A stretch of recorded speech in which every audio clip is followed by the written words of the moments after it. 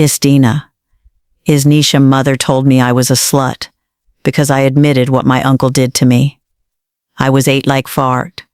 I will never forget the moment when that door closed, quietly, but with a bang that echoed through my entire existence.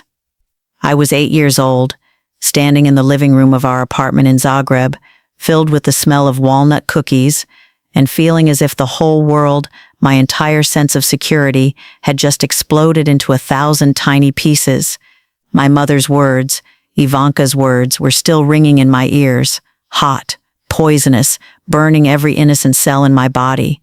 "Drolya," she said, my mother, the woman who should have been my shield, my support, my home. She said that to me, an 8-year-old girl, because I dared to speak the truth about Uncle Luka, her brother, my blood relative.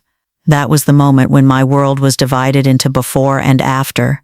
Before there was Maria, a child with a smile, with trust. Afterwards, Maria was a shadow, wounded, frightened, permanently scarred. It was a wound that did not heal for decades, festering, painful, reminding me every day of the betrayal that came from within, from the very core of my family. But I was not the one who would remain broken forever. No, this story is not about eternal sacrifice, but about the quiet strength that was forged in the flames of injustice, about a plan forged in the shadows, about a final reckoning that would shake the foundations of our family, and about the sweet, bitter victory of justice. It took time, too much time, for me to realize that I was not the one to blame. It took courage, more than I thought I had, to speak up again, and it took even more strength to weather the storm that followed, because the truth, when it is finally set free, does not choose whom it will hurt. But I knew I had to. I had to do it for little 8-year-old Marija, for all the innocent souls who may have been hurt, and for myself, so that I could finally breathe freely. I remember that afternoon as if it were yesterday, even though years have passed and transformed me from a trembling child into a woman with a steady gaze.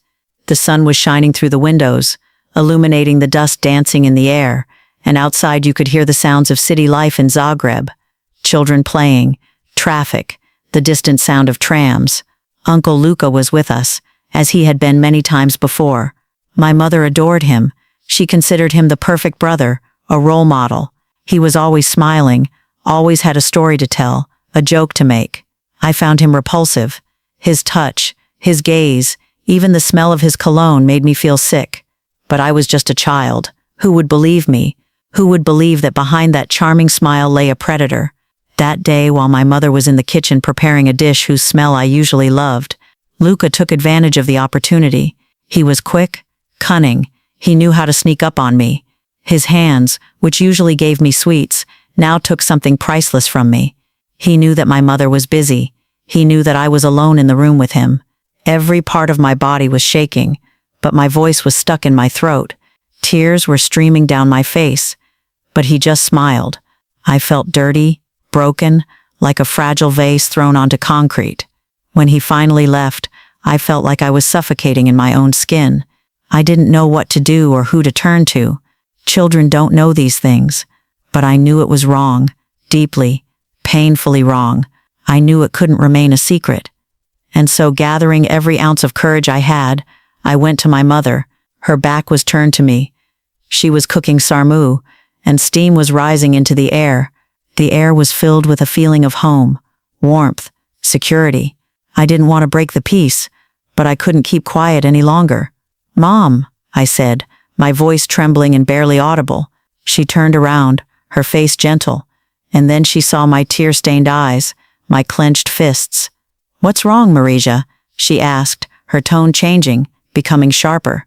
I began to tell her awkwardly, with pauses, choosing words that might explain the inexpressible. Her face changed with my story, from concern, through surprise, to horror, and then, worst of all, to suspicion and contempt. That was the moment when I felt the ground opening up beneath my feet.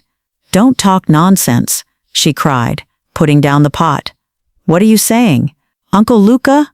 He loves you." I tried to tell her more, to explain the pain, the fear, the filth I felt, but she wouldn't listen.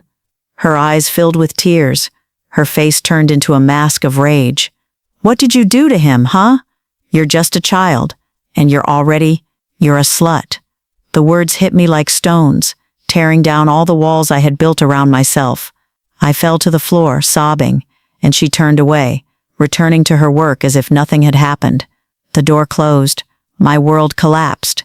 After that day, silence became my most faithful companion, but also my worst tormentor. My mother Ivanka never mentioned what I had said to her, nor did she ever apologize for the words that had broken my heart. Her attitude toward me became cold, distant, filled with unspoken resentment. She looked at me with a kind of contempt, as if I were the one who had disappointed her, and not her brother who had violated my innocence. I felt like an invisible ghost in my own home, living under a constant cloud of guilt and shame that she had placed on me. Uncle Luka continued to visit, perhaps even more often than before, and my mother welcomed him with the same, if not greater, warmth. His smile seemed even more malicious to me. His eyes followed me, and I tried to be as small and invisible as possible whenever he was nearby. Every time he appeared at the door of the apartment in Zagreb, my heart would start beating wildly, and my palms would sweat. I couldn't sleep peacefully anymore. Nightmares were my constant companion, waking me up in a cold sweat with a scream stuck in my throat. I was afraid of the dark. I was afraid of being alone. I was even afraid of my own shadow. School became a refuge, a place where I could escape for a moment from the suffocating tension at home. But even there, I was different. I no longer played with other children so carefree.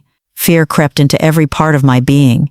I watched my peers laugh and run carefree and wondered how they could do it. How could they be so happy, so free? I didn't know what it meant to be happy. My happiness was stolen on that sunny afternoon, and my mother buried it under a pile of lies and condemnation. Every gathering was a test of endurance. I would watch my mother laugh with Luke, praise him, tell him how proud she was of him, and I would feel my stomach tighten. That injustice, that monstrous injustice, gnawed at me like poison. Why was I the one being punished? Why was I the one carrying the shame? I couldn't understand. I tried to talk to my father, but he was a man who avoided conflict, always relying on my mother to make decisions. When I tried to hint at something, he would just look at me uneasily and say, "Mom knows best, Marija." His silence was yet another layer of betrayal, yet another weight on my already overburdened shoulders.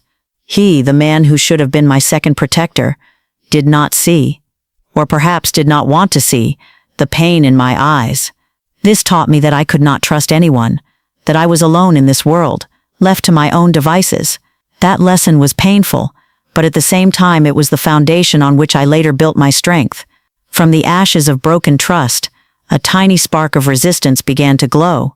Years passed and I grew up, but the shadow of the past never completely disappeared. It was as if I was wearing a heavy, invisible armor, a shield that both protected me and isolated me from the world. I learned to live with the pain, pushing it deep inside, pretending that I was fine. But every interaction with my mother was a reminder of that terrible night. Her words, "You're a failure," were tattooed on my mind. Whenever she looked at me with that cold, piercing gaze, I felt the wound opening up. We didn't have a normal mother-daughter relationship. There was no trust, no tenderness, only formality, restraint, and walls between us. I tried to accept it as the new normal, convincing myself that it was best that way, that it couldn't hurt me if I didn't feel it. But the pain was there, present in every step I took. My Uncle Luka continued to be a member of the family. My mother visited him regularly, bringing him food he liked, just like my grandmother, who loved to cook sarmu, and he would repay her with false smiles and flattery. I saw how he manipulated her, how he took advantage of her devotion, and it filled me with anger. He was free, respected, and I lived with his secret, which became my mother's as well. I tried to build a life far away from them. I enrolled in high school, then at a university in Zagreb, where I studied law. Ironically, I sought justice in books, in laws, in a system that was supposed to protect the innocent. It gave me a purpose, something to focus on, but I could never completely escape the feeling that I had been deceived, betrayed. I had friends, but I never opened up completely to anyone. I was afraid of being judged, afraid that someone would look at me with the same contemptuous eyes as my mother. My best friend Nina was the only person I could trust, but even to her, I only told part of the story, never the whole, raw truth. Nina was there for me. Her quiet presence was a comfort. "Marija," she would say to me as we sat in a cafe by the Sava River, "you can't live in shame forever. What happened to you is not your fault. It's his fault, and hers for not protecting you."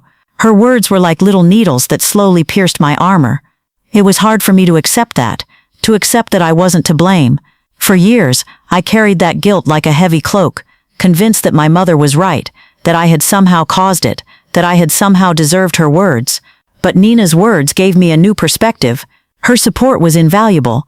I realized that I had to start reevaluating the whole situation, not just Uncle Luke's actions, but also my mother's reaction. That realization was the beginning of awakening, a small flame of hope that began to glow in the darkness of my inner world. I felt exhausted from the constant struggle with myself, from the internal monologue that went round and round, always bringing me back to the starting point of guilt and shame. I wanted peace, but I knew I wouldn't find it until I faced the demons of my past. Every step in my life was filled with caution, every relationship with careful measures of trust. The pain and injustice I experienced in my childhood shaped me into the woman I became, cautious, independent, but also deeply desiring justice. I lived in Zagreb, worked, built my life, but behind every success echoed the echoes of the past. My mother's coldness became a constant, and I accepted it as part of our relationship. However, despite everything, her presence would occasionally get under my skin, reopening old wounds. On holidays, when the family would gather, I would always wonder how she could be so happy, so calm, while I carried this burden, as if nothing had happened, as if I were just a passing nuisance in her idyllic family picture. But then the day came, when the call came. My grandmother had passed away. My dear grandmother, the only person who ever showed me unconditional love, even though she never knew my secret. Her death was a blow, but what followed was even worse. The battle for the inheritance began. My mother Ivanka and my uncle Luka were now involved in a dispute over my grandmother's property. My grandmother had a small house in the countryside near Zagreb and some savings. Her last will and testament should have been simple, but Luka began to insist that my grandmother owed him more, citing some vague favors he had supposedly done for her over the years. My mother found this plausible. She always believed everything Luka said, but I felt my blood boil. How could he do that? After everything he had done, after he had destroyed my innocence, now he was trying to rob our grandmother, even if posthumously. It was the same pattern, the same manipulation, just on a different level. My mother continued to believe him, ignoring all the warning signs, all my silent pleas to be careful. I watched them discuss my grandmother's property, items that had priceless sentimental value to me, but were just money to them. And then Luka said something that struck me like a bolt of lightning. "Grandma always said," he told my mother, "that she was most grateful to me. She said that I was always her pride and joy." My heart skipped a beat. Pride and joy? Him? The man who destroyed lives? My mother nodded, with love in her eyes. At that moment I realized that I couldn't keep it a secret anymore. It was enough. Enough hiding. Enough suffering injustice. Enough allowing manipulators to rule. It's not just about me anymore, but about our whole family. About my father's memory.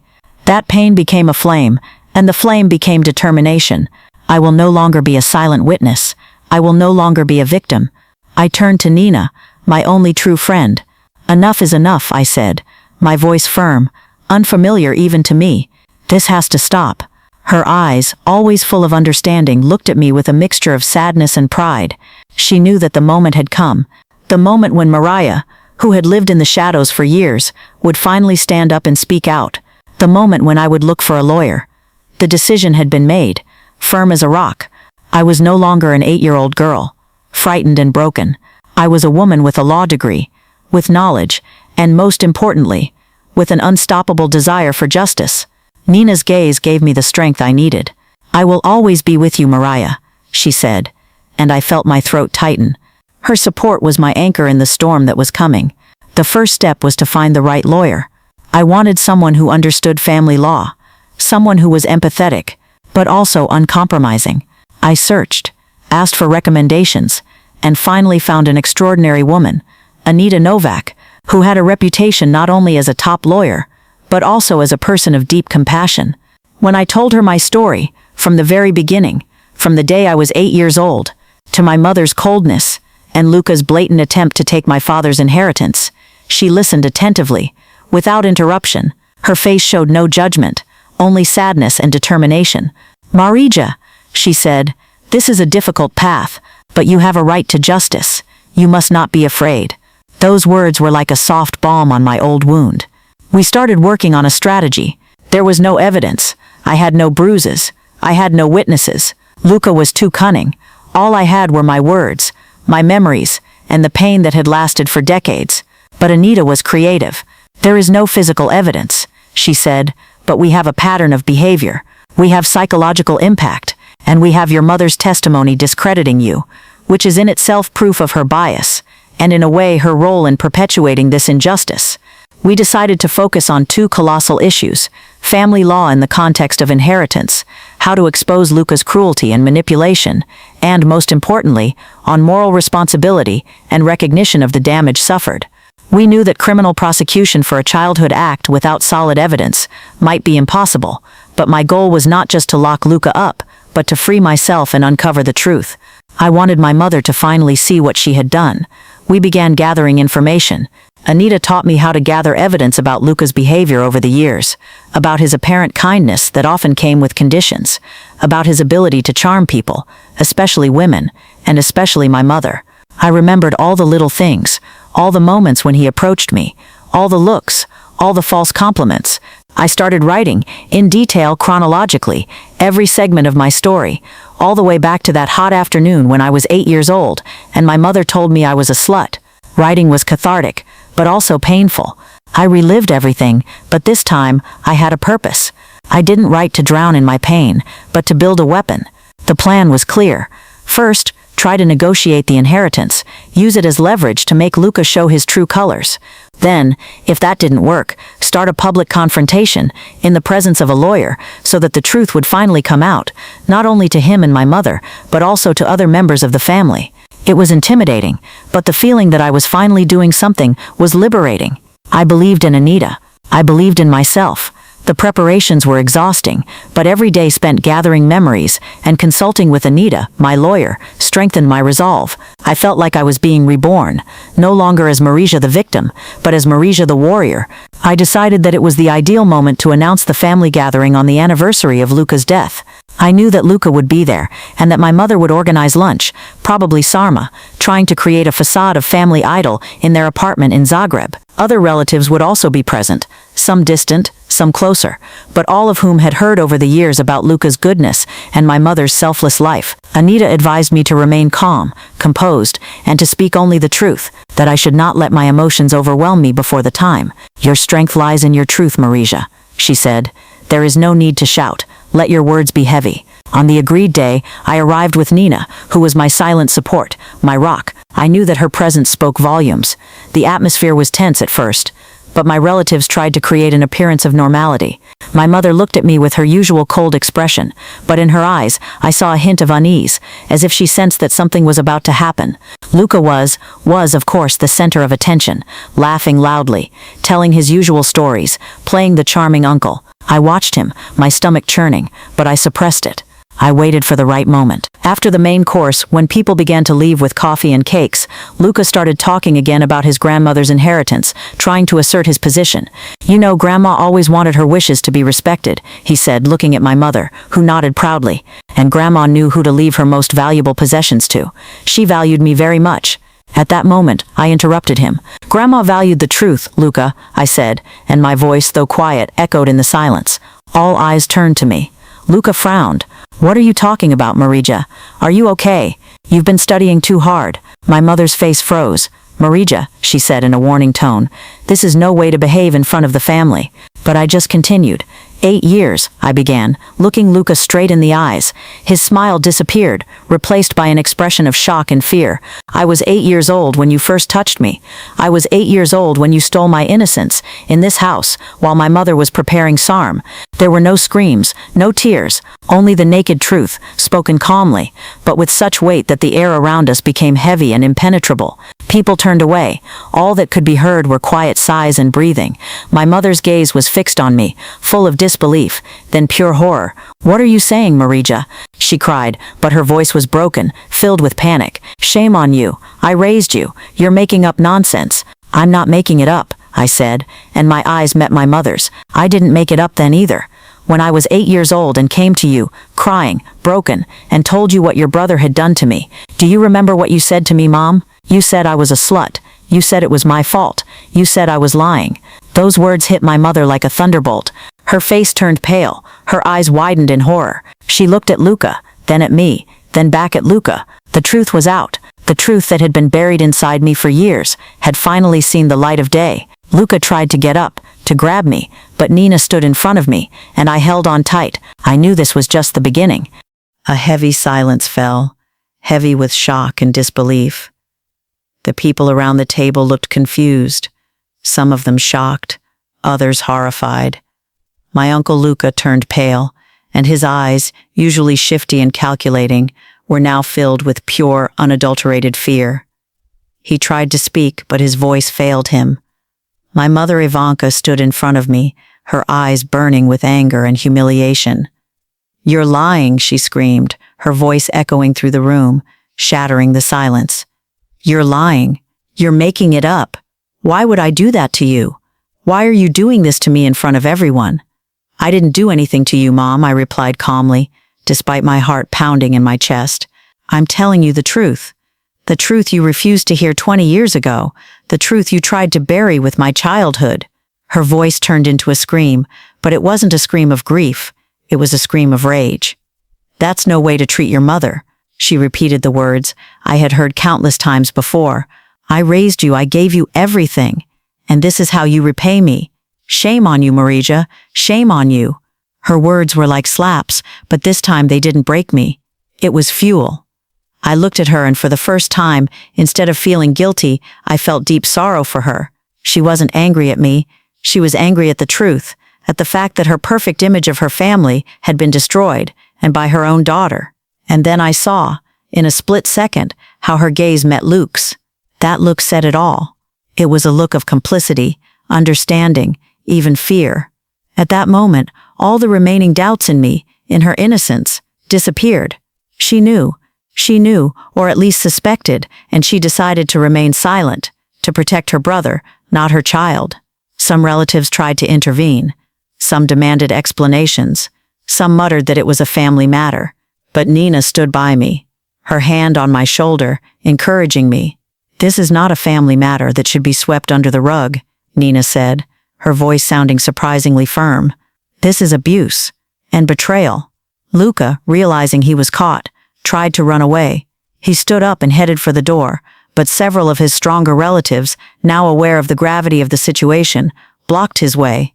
They didn't believe everything, but they saw his panic. "Where are you going, Luca?" asked one of them, Uncle Ante, who had always been quiet and reserved. Luca began to sweat. He muttered something about painful lies and a painful girl, but no one was listening to him anymore. All eyes were on me, then on my mother. "I want you to know," I said, turning to everyone, "that I've lived with him for years, that I've fought alone, but I won't anymore. This isn't just my story. This is a story about justice, and it will be resolved, legally." My words were a clear ultimatum. My mother's eyes were full of tears, but not because of me. It was sadness for her ruined reputation, for the facade she had maintained for so long. That moment was bittersweet. The pain that my mother had never protected me was immeasurable, but the feeling of liberation, the feeling that I had finally spoken the truth in front of everyone, was indescribable. I knew that chaos would follow. I knew that the family would fall apart. But I also knew that I would never be silent again. After the truth was spoken, the air in the room became heavy and stifling. Luca was caught, but he didn't give up. He started shouting, denying everything, accusing me of slander, of pain. His eyes were manic, and foam was coming out of his mouth as he tried to turn the situation to his advantage, throwing mud at me, at my honor, at my motives. My mother Ivanka joined him in the attack. Her pain at that moment was entirely selfish. Pain because of the exposed lies, because of the shame she believed I had brought on the family. "How can you be so evil?" she cried, clenching her hands. "This is no way to behave towards your family." I raised you, I taught you everything, and this is how you repay me. You've destroyed us." Her words cut through the air, but this time they didn't hurt me. It was as if my ears were closed to her poison. I looked at her coldly and realized that our relationship was over forever. The bridge was burned. There was no turning back. The family was divided. Some were silent, in shock and disbelief. Some tried to calm the situation, appealing to reason. Others, surprisingly, took my side. Uncle Anta, who had been reserved until then, came up to Luca and threatened to throw him out. Aunt Anna, who had always been quiet and reserved, came up to me and hugged me, sobbing. "Forgive us, Marija," she snapped. "Forgive us for not knowing, for not protecting you." Her gesture meant more to me than 1,000 words, confirming that I was not alone. It was a small ray of light in the darkness. Luca, seeing that he had lost his footing, somehow managed to push his way through the crowd and escape from the tent. His exit was marked by panic and fear, but also by the realization that the game had changed. My mother was lying on the floor, surrounded by some of the family who were trying to comfort her, while others, including my father, who finally found the strength to speak, murmured quietly about the need for the truth. The night that followed was long and filled with calls, messages, and tweets. Family forums were ablaze. Every relative had their own opinion, their own version of events. I was exhausted, but also filled with a strange sense of calm. The truth was out there. It was no longer just my secret, my burden. Now it was public, exposed to the light. The next day, I met with lawyer Anita Novak. I explained to her everything that had happened. "Your testimony, Marija, was powerful, and Luca's flight was an admission of guilt," she said. "Now is the time to take official action." We filed a complaint against Luca. Given that the crime was committed many years ago, the focus was on a civil lawsuit for damages, with the hope that this process would reveal all the details and that moral and material satisfaction would be obtained. We also initiated a process to contest Luca's claims to his father's estate, because his motives and character have now been exposed. My mother tried to discredit me in a legal sense, claiming that I was unstable and attention-seeking. Her lawyer tried to portray my story as a fabrication motivated by jealousy of Lucan's position in the family and his father's affection. But Anita was prepared. We had Nina's testimony about my long-standing suffering, and now we also had the testimony of my brother Auntie and my Aunt Anna, who confirmed Luca's reaction and my mother's exaggerated defense. The feeling that my mother was still fighting against me, that she was still ready to defend my abuser, was painful. But this time there were no tears. There was only resignation. I knew I had to keep going, not just for myself, but for justice. The legal process was long and exhausting, like a marathon through a minefield of memories and renewed pain. Every visit to the court in Zagreb, every conversation with Anita, my lawyer, every document we submitted, reopened old wounds. But this time, I had a goal. I was not alone. My lawyer, Anita, was incredible. Her professionalism and empathy were my support. She guided me through the complex legal labyrinths of Croatian civil law, explaining every step, every possibility. We focused on the claim for compensation for the mental anguish suffered, bearing in mind that prosecuting a crime committed in childhood, without physical evidence, and after so much time, was extremely difficult. Luca, my uncle, tried to hide, avoiding court summonses and changing addresses, but Anita was persistent. Her detective skills were impressive. He was finally caught and forced to face the charges. His attitude was a mixture of denial and anger. He insisted that he was the victim of slander, that I was mentally disturbed, that I was seeking attention, but his face, usually so self-assured, now looked destroyed, worn out by fear.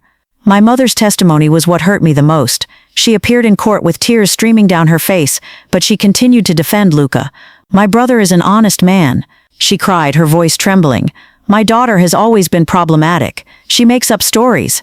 I raised her, I know her best." She tried to discredit my story, portraying me as a liar, as a woman who wants to destroy her family. Seeing her do that publicly in front of the judge was like being stabbed again with the same words from 20 years ago.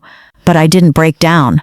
I had Nina by my side, who testified about my years of suffering, about the nightmares, about the distance I had kept from my family.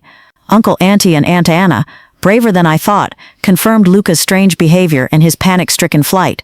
Their testimony, albeit indirect, gave weight to my story. The inheritance trial was separate, but it was combined with the main lawsuit. Luca's attempts to appropriate more of his grandmother's property revealed his greed and manipulative nature. Evidence showed that his grandmother had no debts to him, and his arguments crumbled under Anita's precise questioning. After months of waiting, the verdict was read. I remember the trembling in my hands as I waited, squeezing Nina's hand. The judge read out the verdict. Luca was found responsible for the mental anguish he had caused.